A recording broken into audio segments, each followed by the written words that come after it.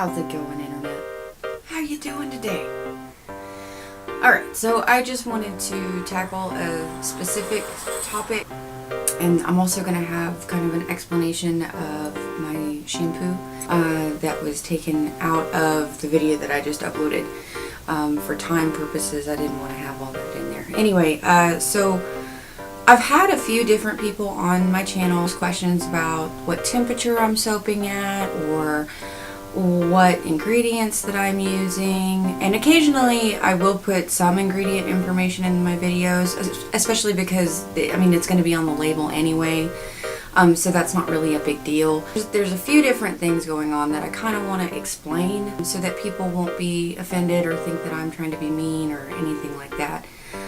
First of all, it's taken me a lot of time to research and develop my recipes.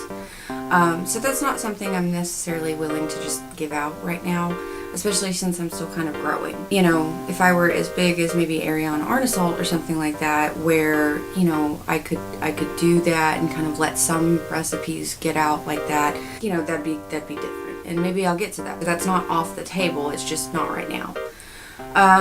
Another aspect is that my channel specifically, and some people may have seen this in comments and descriptions, is specifically intended for just kind of a demo, and also to show my local customers that buy my soaps how their soaps are made. Personally, as a consumer, I like to know where my stuff comes from. I like to know where my food comes from, who's growing it, that kind of thing. And since it's a homemade product, I want people to be able to see where it's coming from and how it's made. Having said that, there are issues of liability.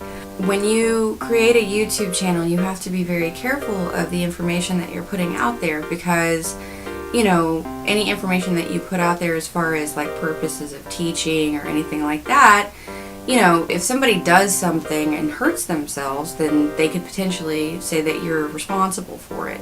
Now, having said that, I have a certain type of insurance. Most soap makers that run a business have insurance, and there's specific insurances for soap makers. Now, the insurance that I use comes from the Soapers Guild, which absolutely amazing programs that they have, by the way. Now, my insurance is not cheap by any means, and you do have to pay it all at one time. And my option was to have insurance that would cover, you know, if I'm at a farmer's market and somebody trips over my table, or if I'm making soap and it explodes and does damage to my apartment, then, you know, that would be covered. Or, you know, if I have somebody working under me or myself and we get injured by lye, then, you know, things like that would be covered. There is a more expensive insurance that allows soap makers to teach soap making. I don't have that insurance, and there's a couple different reasons why. First of all, and the most obvious reason, is it's more expensive. The second reason, and this is probably more important, is that I don't feel qualified to teach how to make soap. I've developed my recipes, I've developed my particular style, and I'm working with that, but I've only been doing this for a few years, so I'm not at the point where I feel comfortable teaching people my methods. Because honestly, I'm still learning and growing myself. Now, having said that, I may put, you know, like I'm fixing to do in this video, an explanation of one of my soaps, or an explanation of one of my herb infusions or something like that. But I don't want to give out any information that somebody could take and use, because that could come back on me. I also don't want to give anyone the idea, which I've tried to make sure of during the process of this channel, that I'm not giving advice. I'm not going to give advice. I'm not going to give any temperatures out. I'm not going to give any recipes out. I'm not giving any ratios out. I'm not going to do that. And it's not to be difficult, and that's why I'm making this video. I'm not trying to be difficult. I just, you know, not only want to protect my recipes and my business, but also want to protect myself. Now, granted, I did learn how to make soap as far as the actual process of it online. There are lots of tools out there to go get that information. There's a lot of YouTube channels that are dedicated to that, and they do have that coverage where, you know, they don't have to worry about liability. those are awesome tools to use. But then there's soap makers like me, and there's many of us out there that we just like for our customers to see where it's coming from. We like to make the videos because they're fun to watch. Yeah, that's pretty much it. So thank you everybody for inquiring about my recipes and the way that I do things. But that's the reason you're not getting an answer out of me about it, is because I have to be careful about what I say. So I do apologize if that's inconvenient for anyone. I'm sorry. But I do highly recommend that if you are trying to learn how to make soap and you want to use, already, I've never used somebody else's recipes. Every recipe that I've ever made has been my formulation, my calculation. I've never taken anyone else's recipes. Personally, I feel like if you're going to make soap, that you shouldn't use other people's recipes. But that's a pride thing that I have. Is it wrong to use other people's recipes? No.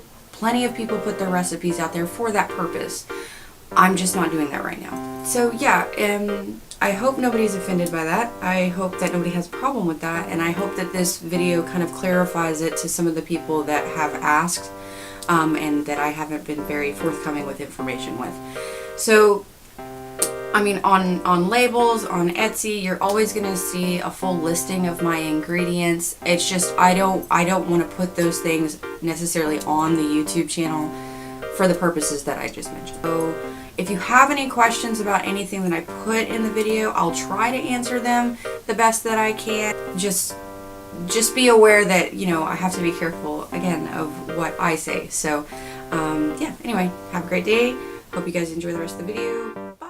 Okay, so what I didn't know earlier is that I was recording me doing stuff and you guys didn't get it because my camera was almost full. So anyway, I'm going to re-explain a couple of things.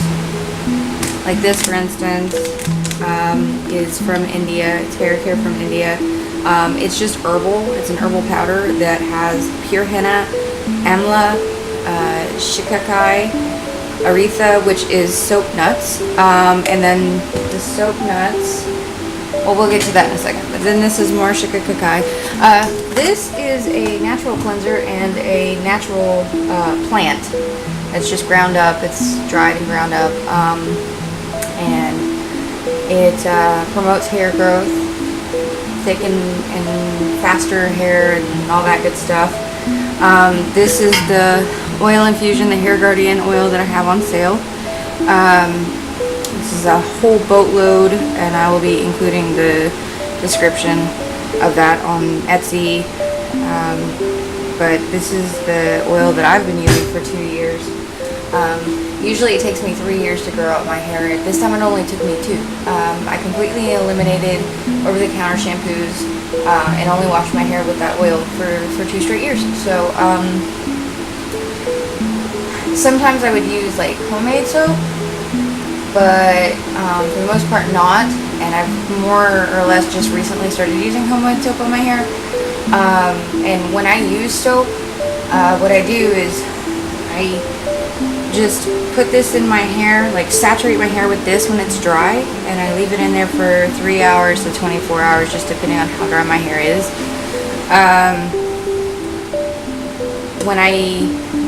I'll use a soap to wash it out, but only homemade soap. Now,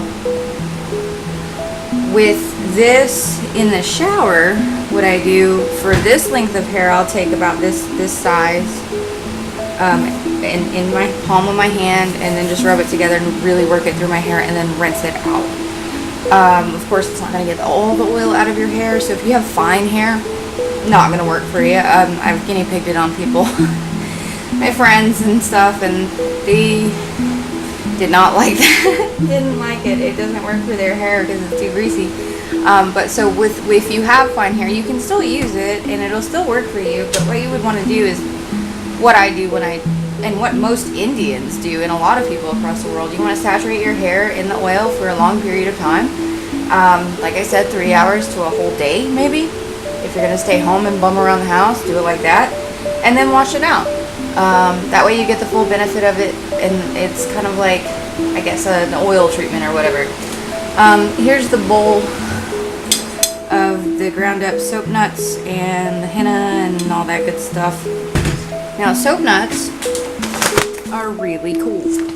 These are very cheap.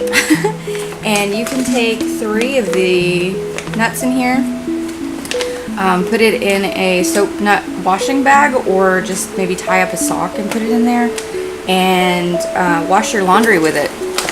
No kidding. This is a natural soap. It's got saponinids in it. There's another thing, actually I have it right here. This is called longan, or longan.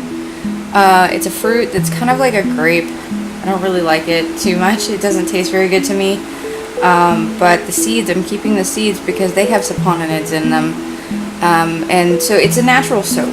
It's a natural soap, foams up by itself. In India and other people across the world that use these for their hair, what they do is they soak the nuts for about 24 hours, and then they use the water after they mash it with their hands a little bit, and they use the water to wash their hair. No chemicals, no nothing, just a seed. Well, actually, it's not a seed. This is a seed. This is not a seed. This is the shell of the fruit. And yeah, so you take 3 or 4 of these and put it in a little bag, and then it's good for 7 loads of laundry. So really stupidly cheap. Really awesome. Using coconut milk. Nobody voted on the fragrance, so I made a blend of different incenses and whatnot, so that's the fragrance. Went with mango butter this time because I usually go with cocoa butter, but for my shampoo I don't want the heavy butter. I want the more or less heavy butter of the mango butter, plus it smells really good.